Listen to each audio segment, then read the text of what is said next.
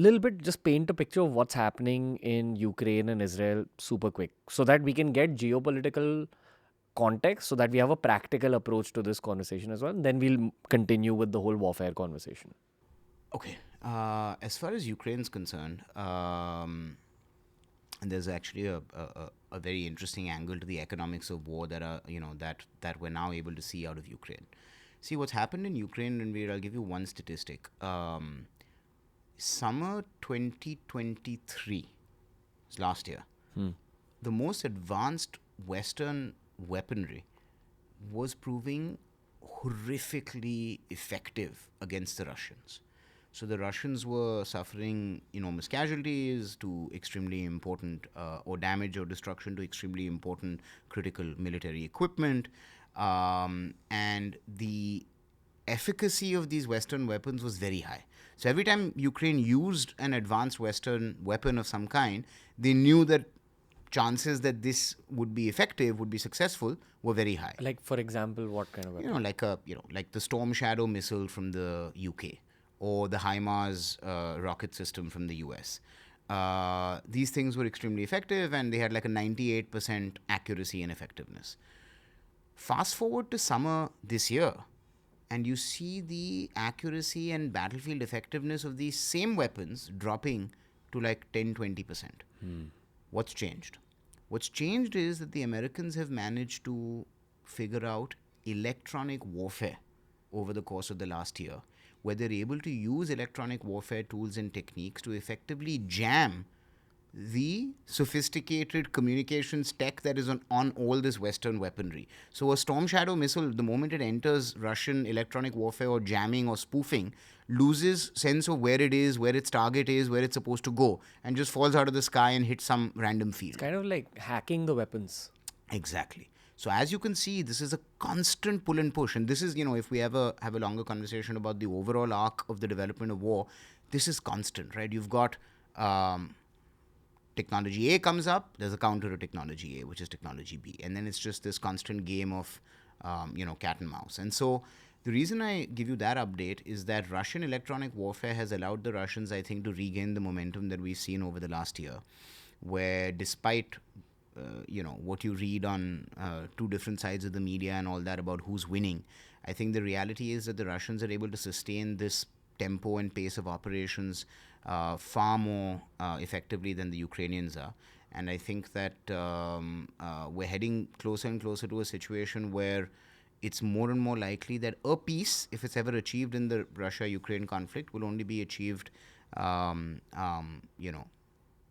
by taking into consideration Russia's point of view as well. I think if Ukraine hopes for total victory, where they regain all of the territory that they've lost to the Russians over the last couple of years, and they don't have to do any kind of deal with the Russians at all, and they get to join NATO, and they kind of get to have their cake and eat it too, I find it increasingly hard to believe that that'll happen. The other thing, Ranveer, that's worth mentioning about the Russian conflict, because you asked me a question about the expensiveness of drones. So one of the things that's happened in general on the battlefield in the last 20 or 30 years is the quality, density, and availability of anti-air weapons, effectively missiles designed to shoot down aircraft or helicopters, has increased dramatically. So, and this, I'll give you an example. The Americans first provided Stinger missiles to the Afghan Taliban for them to fight against the Russians way back in the 80s. Ever since then, effectively handheld anti-air missiles that are capable of taking out something like an F-16 if it flies too low or too slow have now become ubiquitous. That combined with extremely advanced air defense missile systems, including the ones that India bought from Russia, called the S-300 or the S-400 Triumph systems, these things are so incredibly dangerous to anything in the air that the modern battlefield now is simply too unsafe for large, expensive, exquisite pieces of technology like the F-16 or the Sukhoi that India has, or the Rafale, or any of our favorite fighter jets to go anywhere near the battlefield. every time America risks putting an F-16 anywhere close to Russian airspace, you're risking losing a 30, 40, $50 million asset. Every time you put an F-22 anywhere near the battlefield, you're risking losing a highly trained pilot and a $150 million asset. What is it costing the enemy to fire that missile at your $150 million asset? Depending on what it is, anywhere between $100,000 to $1 million.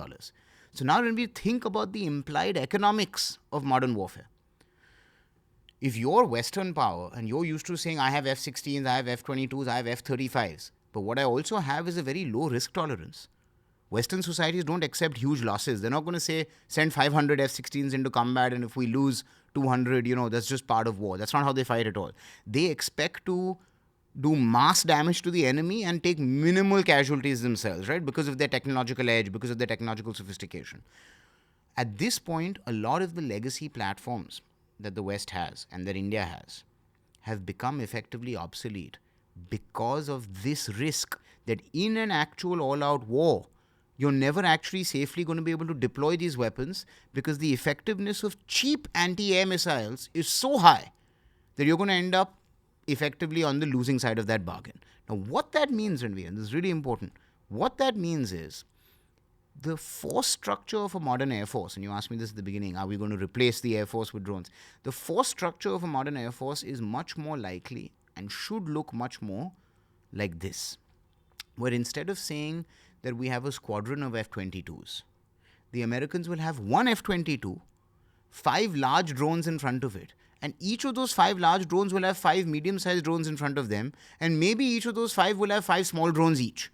And they'll all be networked together. So you have teams of 5, all being master controlled by only one manned aircraft, which is one F-22 at the back of the squadron, who's staying far away from the battlefield. That man is effectively now the team captain, to use your sporting analogy, for this 15 drones that are in front of it, of different sizes and weights and calibers and so on and so forth.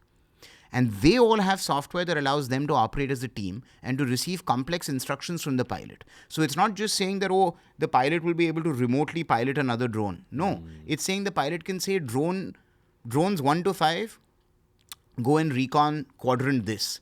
Drones 7 to 9, give me cover. Drones 12 to 15, go and hit that enemy target, right? That level of mission complexity can be instructed electronically, digitally, effectively between that F-22 and this team of drones.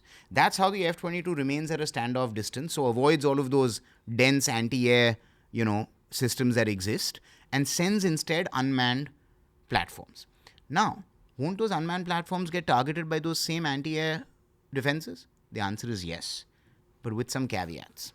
1, anti-air systems have traditionally been built to take care of only these huge fighter aircraft. Well, an anti-air system is something that deploys really large missiles that can take out a... Missiles for air targets. Okay. Simple, right? It's a system that shoots projectiles to take out air targets. Okay. Now, it's a very advanced piece of tech because as you can imagine, Ranveer, you need to be accurate enough that this missile needs to track a flying object. So you need to lock it, and the missile needs to remain locked on it until it goes and intercepts a flying object that could turn and weave and move and try to avoid the missile. So this is not simple, straightforward technology. But it's become incredibly common, incredibly mature. Now, will those missile systems also target drones? Yes. But now what's happened to the economics? If your missile costs $1 million and my drone costs $1 million, keep taking out my drones. At some point, you'll run out of missiles. What I don't want is your $1 million missile to take out a $30 million aircraft and a pilot. So that's now where the economics of warfare are necessitating countries, I think, to start to think about disaggregated, affordable mass to overwhelm anti-air defenses. Then, boss, we'll send 500 drones across the border. Then maybe our, squadrons of Rafales or F-22s or whatever will come in once the anti-air system has already been completely overwhelmed by our unmanned platforms. A swarm of bees is much more dangerous than one raging bull. Not just dangerous, much more effective, much more dangerous, but also much more affordable, much more survivable. If I send 500 objects into your airspace, the chances that you take out all are much lower than if I send 5 really expensive, powerful things. Hey, if you enjoyed today's clip, make sure you check out all the other clips we've uploaded on this channel. You'll find a clip related to almost every single topic as long as you're willing to search for it.